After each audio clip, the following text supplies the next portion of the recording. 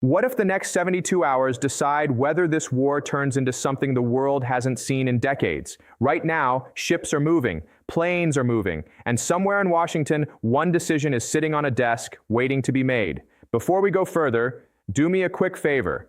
Hit that like button right now. Not at the end, right now, because this video is going to get buried by the algorithm unless you help it out in the next 10 seconds. Subscribe if you're new.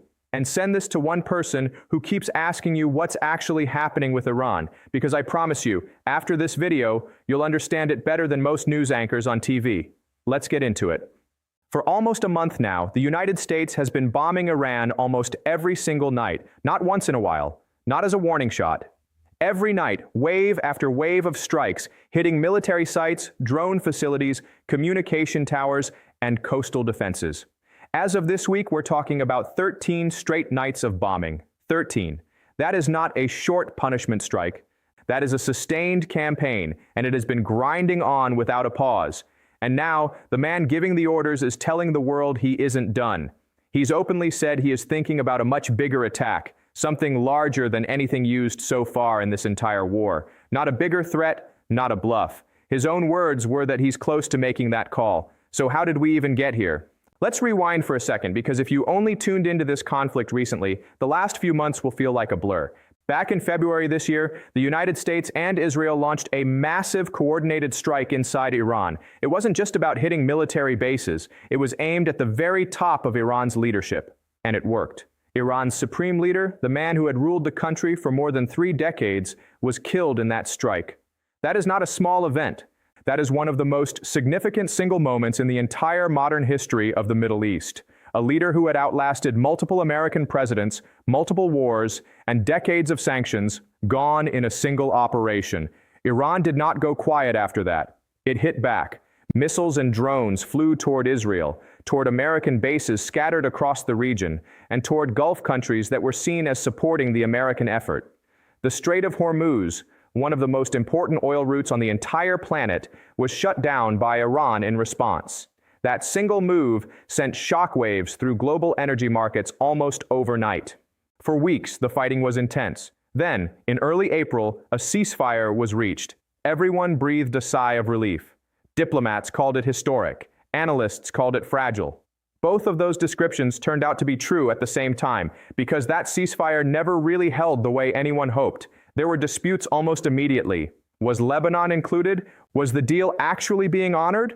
Within hours of the announcement, fighting broke out again in nearby areas. It was patched back together. Talks continued through the following months. In June, a new understanding was signed, one that was supposed to formally end the war within roughly 2 months. But peace on paper is not the same as peace on the ground. In July, everything unraveled again. Iran struck commercial ships that had tried to move through the Gulf without following an approved shipping route. That was the spark. And once that spark hit, the fragile ceasefire didn't just weaken, it collapsed completely. Since then, we've been watching a war that never fully stopped, just paused and restarted again and again. And each restart seems to come back angrier and heavier than the one before it. Right now, oil prices have shot past $100 a barrel for the first time in over a year. Tankers have been hit near major shipping lanes. Insurance rates for ships trying to move through this region have spiked so high that some companies are simply refusing the routes altogether. That single fact alone tells you how seriously the shipping industry is taking this. These are people whose entire job is calculating risk for a living, and they are pulling back. On the American side, the human cost is no longer just a headline number. Nearly 20 U.S. service members have lost their lives in connection with this war. Hundreds more have been wounded, many of them from blast-related injuries during attacks on bases. These aren't abstract statistics on a chart somewhere. These are people with names, with families, with funerals that have already happened. And every time that number ticks up, the pressure on Washington to respond harder only grows stronger. Meanwhile, Iran hasn't been sitting still either. Its forces have launched drone attacks toward American facilities in Bahrain and Jordan. Iran-backed fighters in Yemen have been hitting ships in the Red Sea, adding yet another dangerous flashpoint to an already crowded map. And near the Iraq-Iran border, American forces have been striking targets they describe as legitimate military sites, keeping the pressure constant on multiple fronts at once, not just deep inside Iran itself. So when people say this is a regional war now, they aren't exaggerating for effect. Kuwait, Bahrain, Jordan, Iraq, and waters stretching from the Persian Gulf, all the way to the Red Sea, are now part of this story. That is an enormous stretch of territory for one conflict to be touching all at once. Now here's where it gets even more serious. Just this week, the U.S. Secretary of Defense described an upcoming night of strikes as the largest volume the war has seen since it started. Not the biggest talked about, the biggest actually carried out. And separately, the president himself has said publicly that he is weighing something even bigger than that, something he described as bigger than anything used so far in this war. Let that sink in for a second. This isn't rumor. This isn't a leak from an anonymous source trying to stir up clicks. This is the president on the record telling a journalist that a decision is close. All right, quick pause here because I know some of you are watching this while doing something else, maybe on the treadmill, maybe cooking dinner, maybe just scrolling before bed. If this breakdown is actually making sense of a story that felt confusing before, do me a solid and tap that subscribe button. I'm putting these updates together as fast as this war is developing, and I don't want you missing the next one because the algorithm decided not to show it to you. Let's talk about why a bigger strike option is even being considered right now, instead of just continuing the nightly pattern that's already been going on for almost 2 weeks straight. Nightly strikes, the kind we've seen for 13 days in a row, are useful for degrading specific targets over time. Drone storage sites, command centers, surveillance posts along the coast. That kind of campaign chips away at capability bit by bit. It's slow, it's grinding, and it's meant to wear an enemy down without fully collapsing the whole board at once. But a larger, one-time, massive strike serves a completely different purpose. It's meant to send an unmistakable message all at once, loud enough that there's no room for argument about whether the warning was serious. When a leader starts talking about something bigger than what's already been used, they're usually not talking about hitting one more radar station. They're talking about expanding the target list to something far more significant, possibly infrastructure, possibly deeper strikes into areas that have been avoided so far to prevent this exact kind of escalation. And that's exactly why troop movements and equipment positioning around the region matter so much right now. You don't need airborne divisions and amphibious assault units ready to move just to drop more bombs from high altitude. Those units exist for something else entirely. They exist in case ground operations, evacuations, hostage rescues, or rapid response actions become necessary. Having them staged and ready doesn't guarantee they'll be used, but it absolutely tells you that the people planning this want every option on the table, not just the ones they've already been using for over a month. Now let's talk about Iran's side of this, because it's easy to only look at what America is doing and forget that Tehran is making decisions too, and its decisions are shaping this just as much.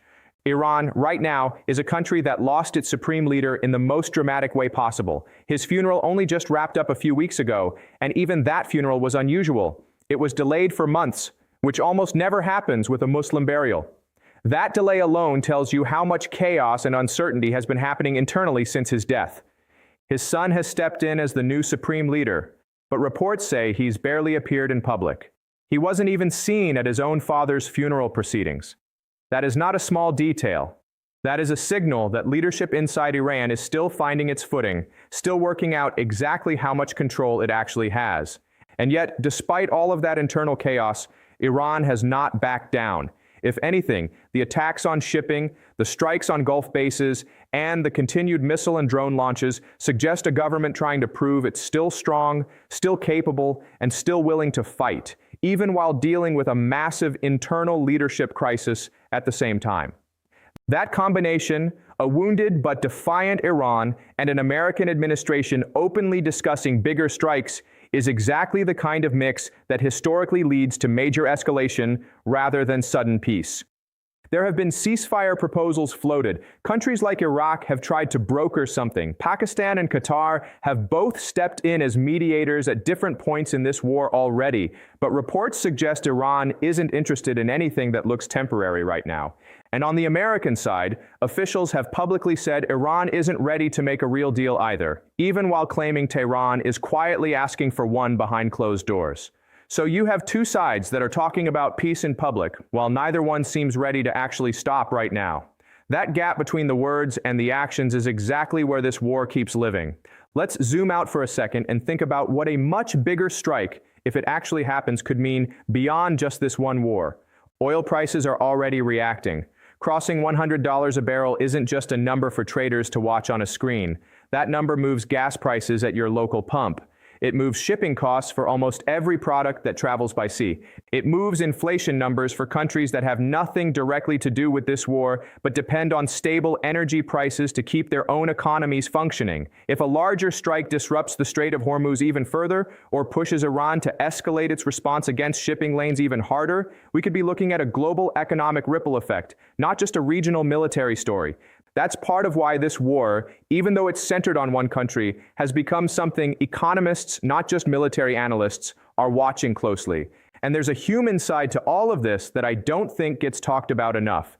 Every single night that strikes continue, there are American troops stationed at bases across this region who go to sleep not knowing if tonight is the night their base gets hit.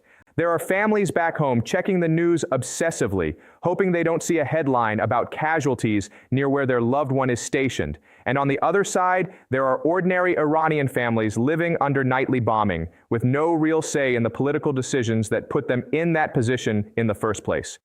War, even when it's explained through military terms like carrier strike groups and airborne divisions, always eventually comes back to real people living through it.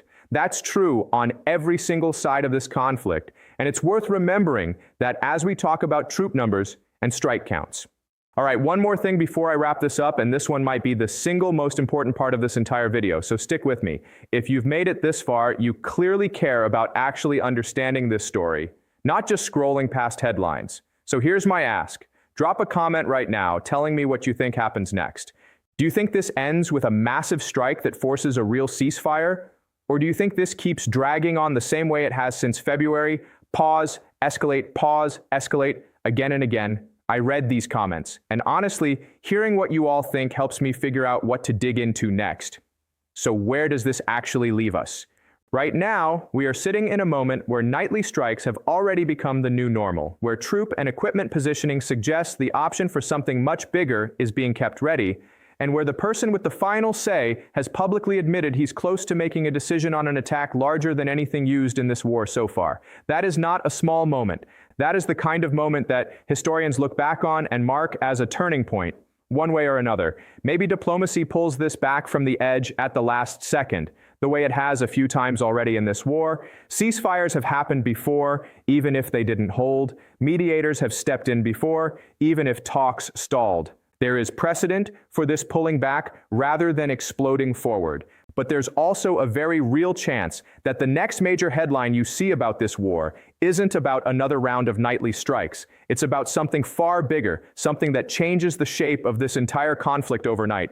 Either way, what's happening right now in the Middle East is not background noise. It's not something you can afford to tune out and catch up on later.